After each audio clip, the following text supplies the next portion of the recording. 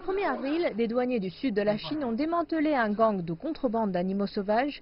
Ils ont saisi plus de 400 kg d'écailles de pangolins ou de fourmiliers, entre autres parties d'animaux sauvages. Cela s'est produit 5 semaines à peine après que la législature suprême de la Chine a annoncé une interdiction nationale du commerce et de la consommation d'animaux sauvages.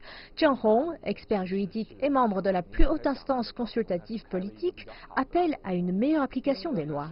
Lors de la modification de la loi sur la protection de la faune, il est essentiel d'élaborer des détails précis, de mettre l'accent sur une application plus stricte de la loi et de promouvoir la coopération interministérielle. Et le public devrait être impliqué pour superviser l'application de la loi et fournir des informations sur les cas de violation. Selon lui, étant donné la complexité de la pandémie de Covid-19, il est temps de faire face aux menaces pesant sur la biosécurité.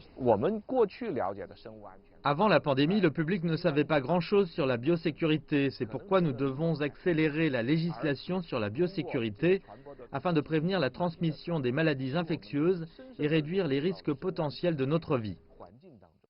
Mais il y a une condition préférable, toute la faune désignée devra être élevée artificiellement. Les autorités locales affirment que le compromis est basé sur des compétences d'élevage responsables et vient en aide à des millions de personnes en Chine qui dépendent du secteur pour leur subsistance.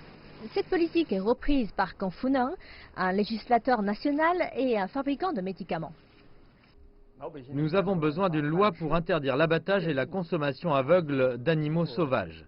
Mais je pense que c'est acceptable si nous pouvons utiliser, élever et étudier certains types d'animaux sauvages à des fins utiles. Sinon, la loi couperait notre lien avec la nature. Selon lui, l'argument est soutenu par les croyances de la médecine traditionnelle chinoise. Il utilise en effet parfois des ingrédients extraits d'animaux sauvages, comme les écailles de pangolin. Depuis des milliers d'années, la médecine traditionnelle chinoise a développé des remèdes à base de plantes, d'animaux et de minéraux pour servir notre santé. Nous consommons les ressources tout en les protégeant.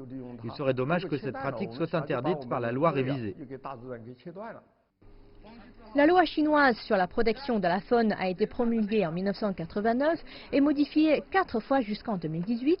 En vertu de la loi, les animaux sauvages, y compris les espèces menacées, peuvent être élevés et commercialisés avec des permis gouvernementaux.